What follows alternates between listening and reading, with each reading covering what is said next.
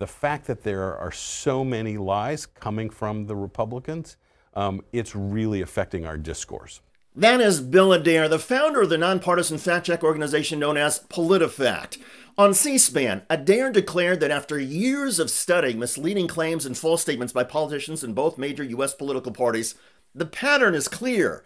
He said the Republican Party has lied and continues to lie more. A core principle of Politifact, that it looks at both parties equally, it looks at each statement individually, but this pattern is unmistakable. And now that I no longer work for Politifact, that I'm a faculty member at Duke, I can talk about it freely. And I think as a nation, I think we need to talk about it. Adair said the reason he did not talk about this years ago was because he felt it was more important to show Politifact was impartial. And he worried that if he presented the overall picture or scorecard, as opposed to focusing on individual claims and statements by individual politicians, his organization would lose its credibility. I know, it's kind of weird to think that presenting the truth would harm an organization's trustworthiness, but Washington is a highly politicized town, and Adair said there wasn't a need to give big-picture analysis. So when he was asked, he refused. As an example, C-SPAN played an old clip of Adair from 12 years ago. Isn't it true, I read recently in Nation magazine, that the PolitiFacts and your nearest competitor had listed in general veracity of statements of Republicans versus Democrats, and that almost 7 out of 10 of the pants on fire, or the 3 Pinocchios, were given to the Republicans as opposed to Democrats. Democrats lied almost as much, but the lies were a lot smaller. So isn't that true? You know, I can honestly say I don't keep score. That's what you said in 2012, so fill in the rest of it. Well, I was lying.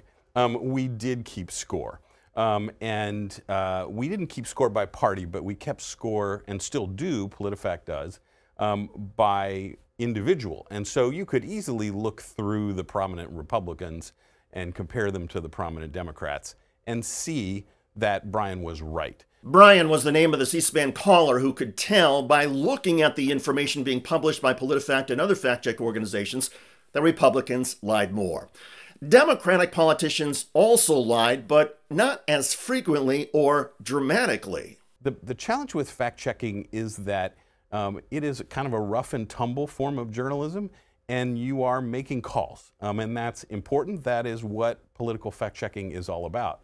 But in doing so, we see this unmistakable pattern, and we can talk about that in a bit. But I, and this is true for other fact-checkers, didn't answer that question when I got asked that question when I gave speeches and on other TV appearances, because I was trying to show my impartiality, that we were truly nonpartisan in what we did. To be clear, it's great that Politifact and other fact-check organizations are nonpartisan, but being nonpartisan and speaking the truth are not mutually exclusive. For journalists and media organizations that want to help inform and enlighten our fellow citizens, the goal should be to tell the truth and let the chips fall where they may. In any given week, month, or year, if politicians in one party tell more lies than politicians in another, so be it. Report that. Americans can handle the truth, even if certain political leaders cannot.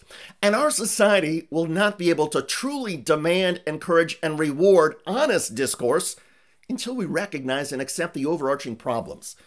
So I'm glad that Bill Adair is speaking truthfully now, and I appreciate his sensitivity through the years about providing an overall scorecard and not being required to do so. But I wish that he and others who led fact-check organizations had shown a little more courage and fearlessness. Solving the issues of our time requires us, at least most of us, to agree on a basic set of facts about the world around us. For decades, when the media outlets were limited, the Washington Post, New York Times, and other major newspapers and network newscasts served as the arbiter of the truth and facts. If CBS News anchor Walter Cronkite came back from Vietnam, as he did, and said America cannot win the war, most Americans believed that. Most Americans believed him.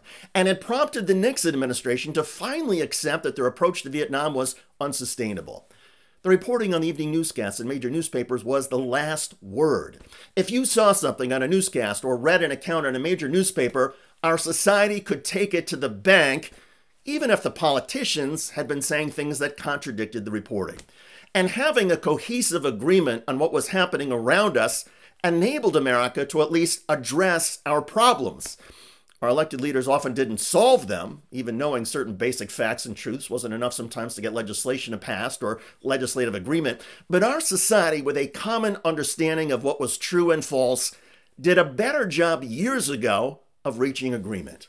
There could be moderates in both parties because there was commonality in how we looked at things around us. And then, 28 years ago, came the advent of partisan cable news and the proliferation of news websites that served not to report the truth, but to confirm existing inherent bias. How we got our information became increasingly splintered, and Americans' understanding of the truth also splintered. The value of nonpartisan fact-check organizations increased because amidst all the partisan rancor and clashes, Politifact and factcheck.org were held up across the political spectrum as the ultimate umpires. And while those umpires called balls and strikes on each individual player or politician at the plate, there was never a scorecard for the overall teams. And that's too bad.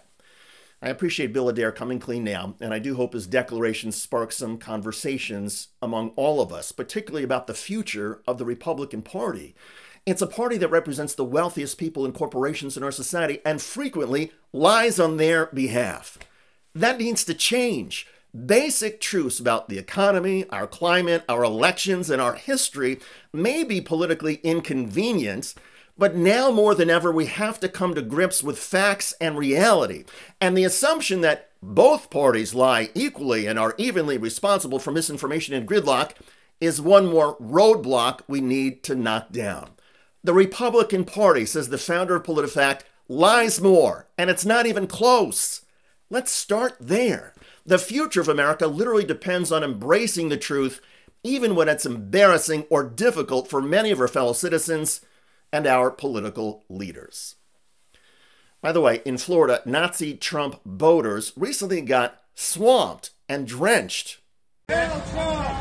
Hail Trump! Off the coast of Jupiter, Florida, those are self-proclaimed Nazis. X-user Leslie Abravanel took this photo and wrote, "Near Palm Beach right now, all Nazis are Trump voters. Sickening." Hail Trump! But the voters in front have had enough.